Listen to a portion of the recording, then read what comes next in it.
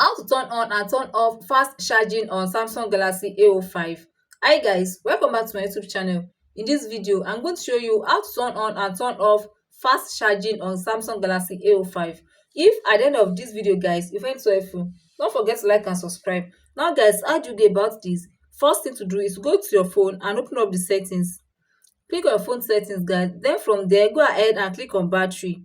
When you click on battery, guys, just scroll up under view details, then you see charging settings. Just go ahead and click on charging settings. Under this charging settings, guys, you can see fast charging. Then if you want to turn it on, you have it like this. That means whenever you are charging your phone, it's charged so fast.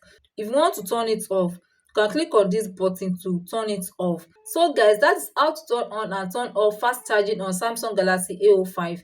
You find this video so helpful, don't forget to like and subscribe, give it a thumbs up and turn on the notification bell for more updates so that you'll be notified whenever I drop my video.